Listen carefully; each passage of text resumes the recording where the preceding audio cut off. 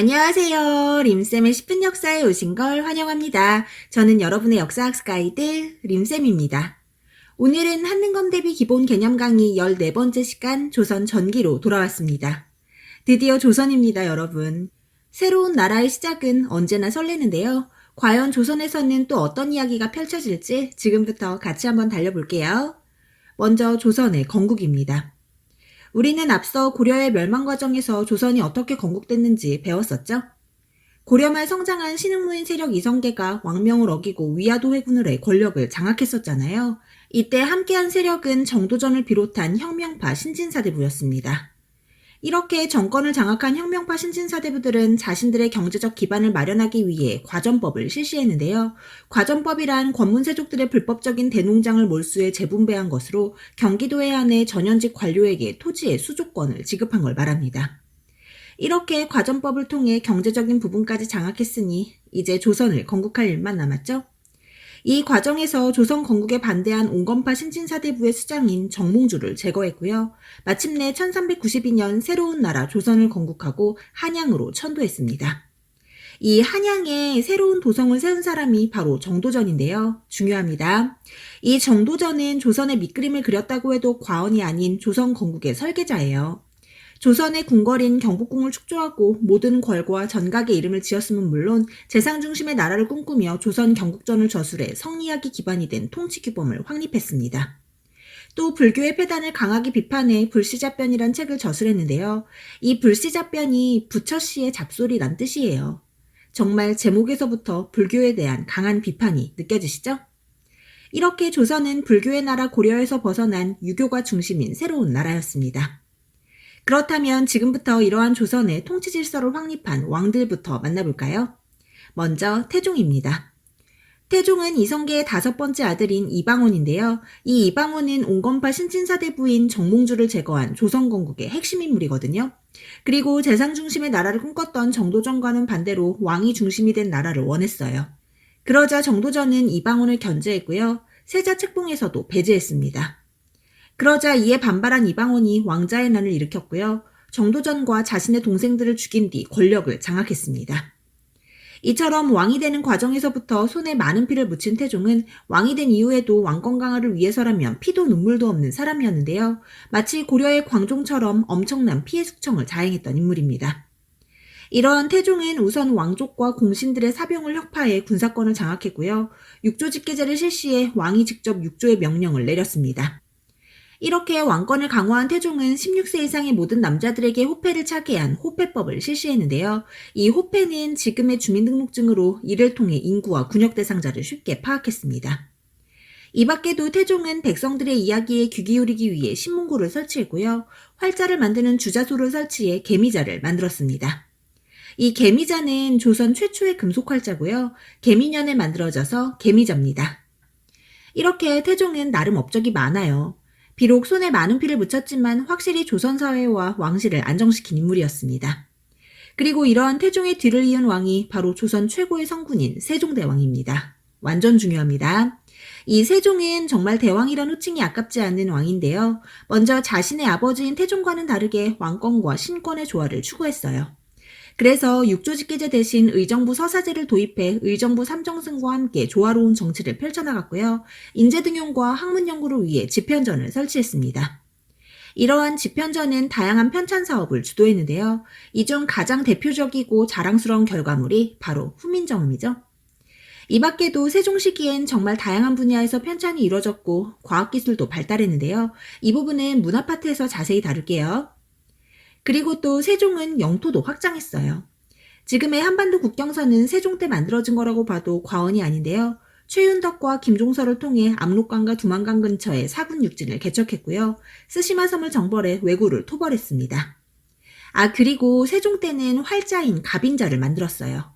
아까 태종이 개미자를 만들었다고 했죠?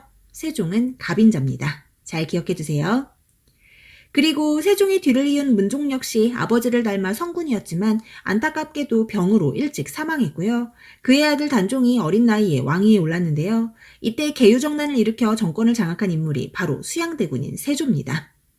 세종의 둘째 아들이자 문종의 동생이었던 수양대군은 결국 개유정난 이후 조카인 단종을 몰아내고 왕이 됐는데요. 이러한 과정을 함께한 대표적인 인물이 바로 한명회와 신숙주입니다. 이 한명회는 개유정난 이후 정말 엄청난 권세를 누렸는데요. 지금의 압구정동이 거의 한명회의 땅이었대요. 그리고 신숙주. 이 신숙주도 너무해요. 신숙주는 세종의 총애를 받던 집현전 학자였거든요.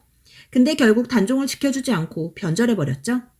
그래서 변절자의 대명사가 됐고 신숙주의 이름을 따 잘 상하는 녹두나무를 숙주나물이라고 부르게 된 겁니다. 하지만 이들과는 달리 끝까지 단종을 지킨 사육신들도 있었는데요. 대표적으로 성산문이 있고요. 이들의 노력에도 결국 단종과 사육신들은 모두 죽임을 당했습니다.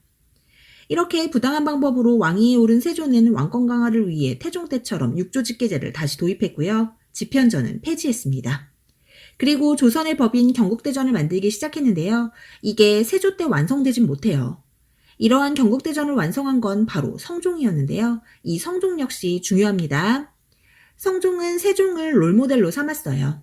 그래서 세종이 만들었던 집현전을 계승해 홍문관을 설치했고요. 경연과 서연에 힘썼습니다. 또 성종은 세조의 즉위를 도왔던 훈구 세력을 견제하기 위해 사림을 등용했는데요. 이러한 사림들은 주로 언론기관인 3사에 진출해 훈구와 대립했습니다. 그렇다면 훈구는 누구고 사림은 또 누구일까요? 훈구란 조선건국에 앞장선 혁명파 신진사대부에 뿌리를 두고 있어요. 조선건국에 참여했던 혁명파 신진사대부들은 15세기 조선을 이끌었던 주도 세력이었는데요. 시간이 지나면서 이들도 점차 기득권화되기 시작했습니다. 특히 세조의 왕위 찬탈을 도왔던 공신들이 높은 자리를 꿰차며 훈구 세력이 됐는데요.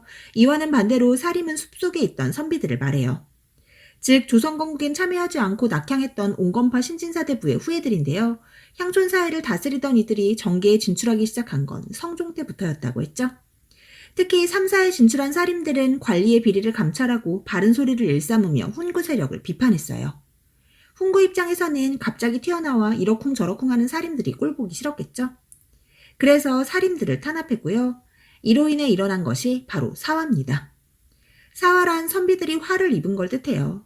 이러한 사화는 총 4차례에 걸쳐 일어났고요. 이 중 첫 번째 사화가 바로 무오사화입니다. 이 무오사화는 희대의 폭군인 연산군 때 일어났어요. 연산군은 다들 한 번쯤은 들어보셨을 법한 조선 최악의 왕으로 성종의 아들이었습니다. 이러한 연산에게 어느 날 조선 최고의 간신배 유자광이 찾아왔어요. 이 유자광은 훈구 세력이었는데요. 사림인 김일손과 사이가 좋지 않았거든요. 그래서 김일손이 쓴 사초에 김종직의 조의제문이 실려있는 걸 보고는 얼른 연산군에게 달려간 겁니다. 이 조의제문은 중국 초나라의 황제였던 의제가 신하인 항우에게 죽임을 당한 걸 조문한다는 내용인데요.